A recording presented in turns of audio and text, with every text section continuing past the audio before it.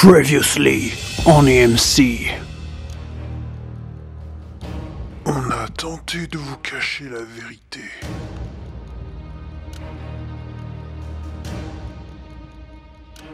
Pour résoudre cette énigme, vous ne pouviez compter que sur vos doigts. Mais Marie y est parvenue la première.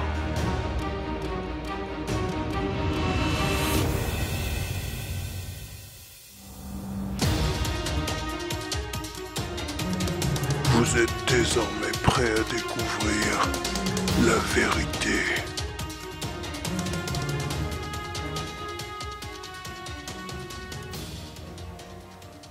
Ah, et si vous vous demandez pourquoi il y a un papillon sur la couverture, eh bien en fait c'est parce que l'un des personnages prend ce prétexte d'aller chercher un papillon très rare pour entrer dans un endroit super bien gardé par des nazis.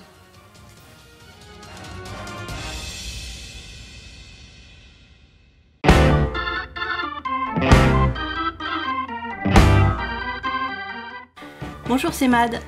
Alors oui, c'est Marie qui a gagné. Elle a trouvé 29, qui est le nombre de fois où j'ai dit le mot Pendergast dans la vidéo numéro 4 sur Descente en Enfer. Bravo Marie. Ensuite, en deuxième position, nous avons David. David S comme sportif. Et en troisième position, Jules Armand Malter. Voilà, donc dans la barre d'infos, je vais vous mettre les adresses, par exemple de la page Facebook de photos de Marie et de la chaîne de Jules Armand Malter, parce que Jules Armand Malter fait aussi des vidéos sur les livres avec un humour que j'adore. Voilà.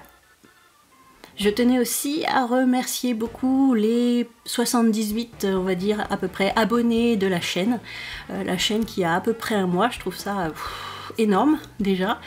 Et ça c'est aussi grâce à Jess de Jess Livre Addict, une chaîne, pareil, je vais vous mettre le lien dans la description, qui m'a fait un petit coup de publicité dans sa dernière vidéo sur le tour des booktubers. Alors Jess, merci beaucoup. Aujourd'hui je vais vous parler d'un petit conte illustré, le livre disparu de Colin Thompson. Un livre qui parle d'un livre ? Oui, et même un livre qui parle de plein de livres parce que l'histoire se situe dans une bibliothèque qui contient 1000 salles et qui contient aussi tous les livres qui existent au monde. Waouh, la classe internationale, le rêve absolu, t'as l'adresse ? Non, malheureusement, on ne nous dit pas où se trouve cette merveille du monde et en fait, je pense pas qu'elle existe pour de vrai. Ouais, bah attends, je vais demander à mon ami Google Maps. Le seul souci dans cette bibliothèque, c'est qu'il manque un livre. Il y a 200 ans, quelqu'un a perdu sa fiche et le livre a tout simplement disparu. D'où le titre. La nuit, cette bibliothèque se transforme en une ville où les livres sont des maisons, des immeubles, et le jeune Peter qui habite un livre de cuisine. Confiture de coin, 15 recettes.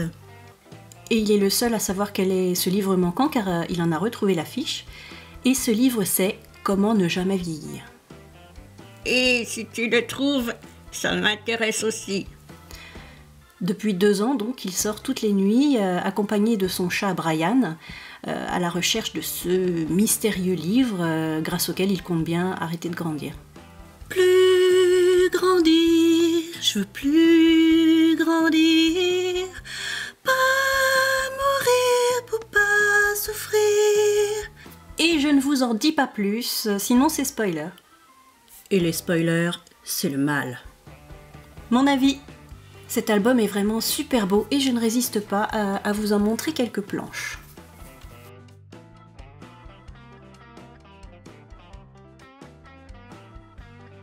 Il réunit beaucoup d'éléments que j'aime, les livres. Ah ouais. La bibliothèque, les jeux de mots. Quand j'étais petite. Ah c'est sûr, maintenant t'es vachement grande, 1m60, top giant ever. Quand j'étais petite, donc, j'imaginais des mondes minuscules comme ça. Un peu comme les mini-pousses. Oui, voilà, comme chez les mini-pousses. Où je dessinais ou fabriquais des maisons à étages avec des scénettes à l'intérieur, des pièces. Des précurseurs de Friends, quoi, mais en petit. Oui, en quelque sorte. I'll be there for you. I'll be there for you.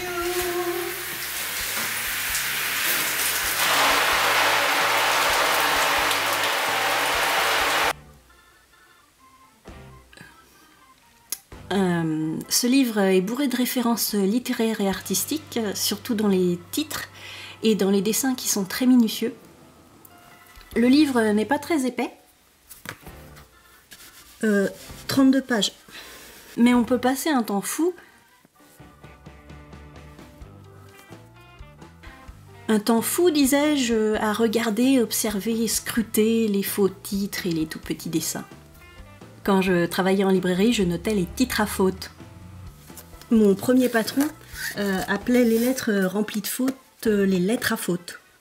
Les gens demandaient par exemple Liliane va au lycée au lieu de l'Iliade et l'Odyssée, le lièvre de l'avare au lieu de l'avare de Molière, ou ainsi parlait Kamasutra au lieu d'ainsi parlait Zarathustra. Ah ouais, quand même, quand tu t'attends à lire le Kamasutra et que tu te retrouves avec Nietzsche, ça doit faire bizarre.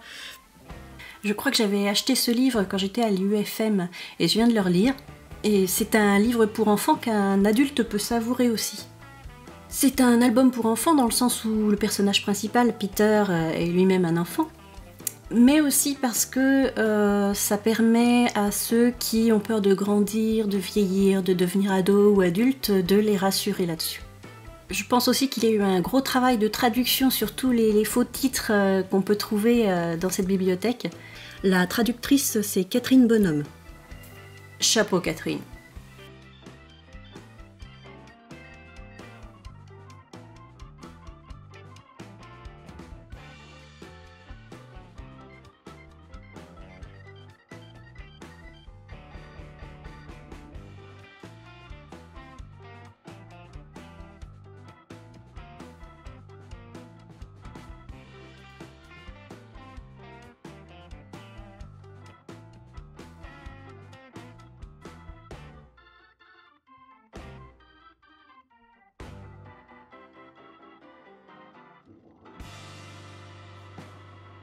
Le seul point négatif, c'est que c'est trop court, on en voudrait encore.